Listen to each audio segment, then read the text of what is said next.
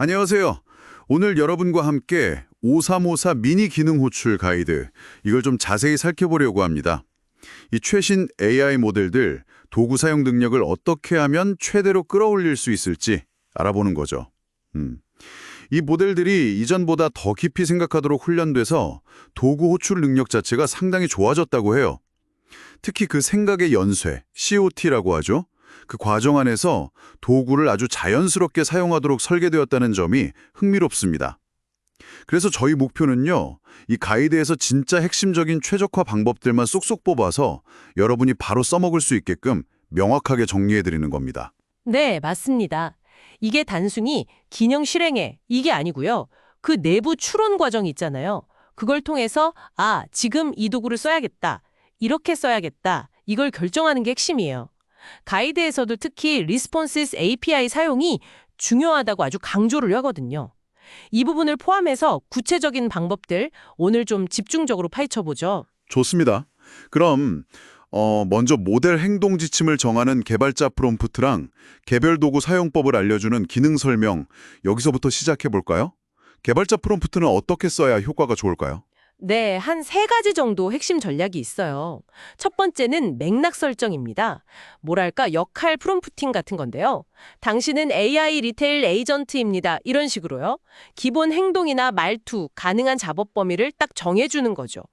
두 번째는 기능 호출 순서 명시예요. 이게 모델이 가끔 순서를 헷갈릴 때가 있거든요. 그럴 수 있겠네요. 복잡한 작업이면 더 그렇겠고요. 그렇죠.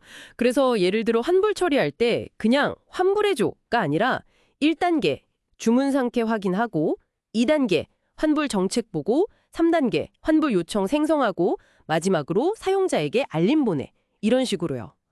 관련된 함수 이름 오더 스테이터스 책 같은 걸 명시해주면 더 좋고요. 이렇게 하면 모델이 훨씬 덜 헷갈려합니다. 네네.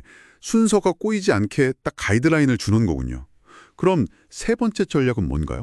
세 번째는 도구 사용 경계정입니다. 이게 중요해요. 언제 도구를 써야 하고 또 언제는 쓰면 안 되는지 그 선을 명확하게 그어줘야 돼요. 예를 들면 주문 변경이나 반품 같은 구체적인 요청에는 도구를 적극적으로 써. 근데 반품 정책 그냥 알려줘 같은 일반 질문이나 내 역할이랑 상관없는 요청에는 쓰지 마. 이렇게요. 아하, 구체적인 상황을 딱딱 짚어주는 거군요. 네. 그리고 또 중요한 게 현실적으로 불가능한 작업 있잖아요. 예를 들어 이미 배송 시작된 주문을 취소해달라고 할 때 그럴 땐 무작정 도구만 부르려고 하지 말고 이건 이미 배송 중이라 취소가 안 돼요 라고 이유를 설명하도록 지시해야 합니다. 그렇군요. 개발자 프롬프트로 이렇게 큰 틀을 잡아주고 나면 이제 개별 도구를 설명하는 기능 설명이 중요해지겠네요. 여기서 진짜 디테일이 성능을 가를 것 같은데요. 정확합니다. 기능 설명은 그야말로 계약서 같은 거예요. 이 기능은 이럴 때 호출하는 거고 파라미터는 이렇게 넣어야 해. 이걸 명확히 하는 거죠. 그래서 사용 기준을 명확히 적어줘야 합니다. 아까 파일 크리에이트 함수 예를 들면 그냥 파일 생성 이게 아니라 영구 저장이 필요하고 파일이 아직 없을 때만 사용해야 합니다. 그리고 쓰기 전에 디렉토리 체크 도구로 디렉토리 있는지 꼭 확인하세요. 이런 식으로 조건을 달아주는 거죠. 네네, 조건을 명확하게. 근데 그 파라미터? 인수 구성이 좀 까다로울 때는 어떡하죠? 모델이 잘 이해 못할 수도 있을 것 같은데요. 그럴 때 아주 좋은 방법이 퓨샷 프롬프팅이에요.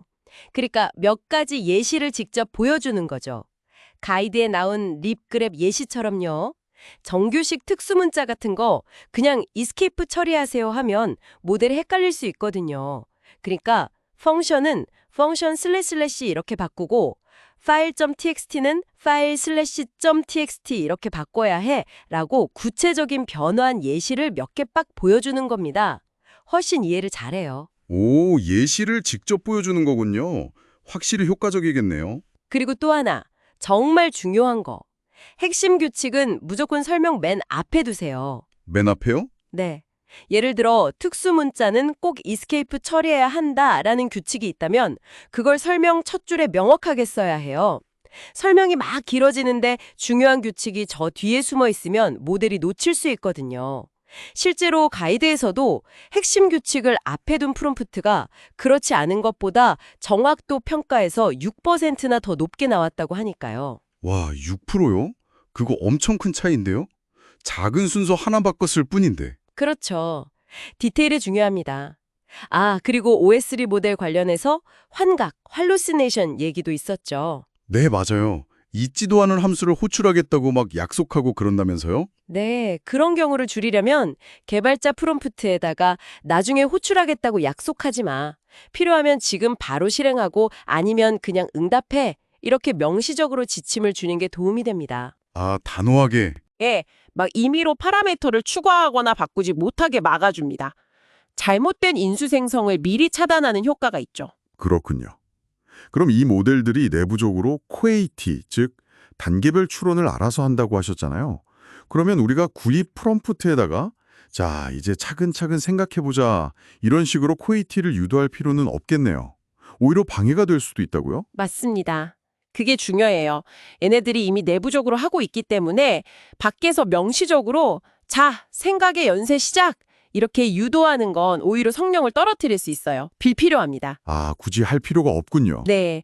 대신 아까 잠깐 언급했던 Responses API 활용이 중요해지는 거죠. 네, 그 Responses API 다시 한번 설명해 주시겠어요? 네.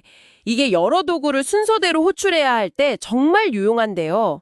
이 API를 쓰면 첫 번째 도구를 호출하고 나서 모델이 생각했던 그 중간 과정 있잖아요. 그 내부 추론 상태, 뭐 일종의 기억이라고 할 수 있겠죠? 그걸 암호화된 형태로 다음 요청에 같이 실어서 보낼 수 있어요. 아, 마치 대화 기록을 넘겨주듯이요? 그렇죠. 그러면 모델이 다음 도구를 호출할 때 아, 내가 방금 전까지 이런 생각을 하고 있었지 하는 맥락을 유지할 수 있는 거예요. 그래서 더 똑똑하게 다음 단계를 결정할 수 있게 됩니다. 성능 향상에 아주 중요해요. 만약 Responses API를 안 쓰면 매번 도구 호출할 때마다 모델이 거의 처음부터 다시 생각해야 하는 거겠네요. 훨씬 비효율적이겠고요. 정확합니다. 맥락이 끊기니까요. 그럼 이제 호스팅된 도구, 그러니까 뭐 파이썬이나 계산기 같은 기본 제공 도구랑 우리가 직접 만든 커스텀 도구를 같이 쓸 때는 뭘 조심해야 할까요? 섞었을 때요. 네, 여러 도구를 혼합해서 쓸 때는 역시 명확한 사용 경계 설정이 핵심입니다. 역할 분담을 확실히 해줘야 해요. 예를 들어 파이썬 도구도 있고 우리가 만든 간단 계산기 도구도 있다면 개발자 프롬프트에 복잡한 수학 계산이나 데이터 분석은 무조건 파이썬 써. 근데 그냥 간단한 덧셈 뺄셈 같은 1단계 계산은 우리 계산기 써. 이렇게 딱 정해줘야죠. 역할 분담을 명확하게. 네. 그리고 모델이 자체 지식으로 답변하기보다는 도구를 쓰는 게 더 나은 경우도 명시해줘야 하고요. 예를 들어 수학 문제 풀이, 데이터 분석, 코드 생성이나 실행 같은 건 네가 직접 답하지 말고 항상 코드 인터프리터 도구를 사용해. 이렇게요. 아예 못 박아두는 거군요. 그렇죠. 역할이 겹치는 경우에는 우선순위도 정해줘야 합니다. 배송비 계산은 우리 회사 비즈니스 로직이랑 실시간 요금표 접근이 가능한 커스텀 캘큘레이트 shipping 코스트 도구를 써야지 파이썬 도구로 대충 추정하지 마. 이런 식으로요. 아, 그리고 MCP, 그러니까 클라우드 업체에서 제공하는 미리 만들어진 도구들 있잖아요. 그런 거 쓸 때는 필요한 도구만 딱 필터링해서 쓰시고 얼라우드 툴스, 캐싱 기능, MCP 리스트 툴스나 프리비어스 리스폰스 아이디 잘 활용하시면 더 좋습니다. 다른 도구랑 섞었을 때 경계 명확히 하는 건 당연하고요. 네, 알겠습니다.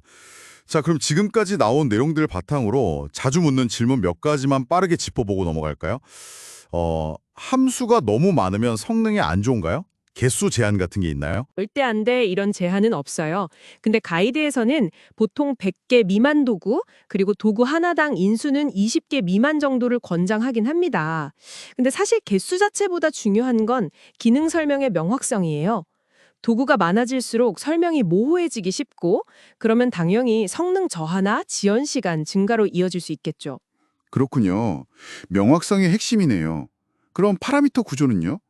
이렇게 막 중첩된 구조랑 그냥 쭉 나열하는 플랫한 구조 중에 뭐가 더 나을까요? 이것도 딱 정해진 규칙은 없는데요. 일반적으로는 플랫한 구조가 모델이 추론하기 좀 더 쉬운 경향이 있다고 해요.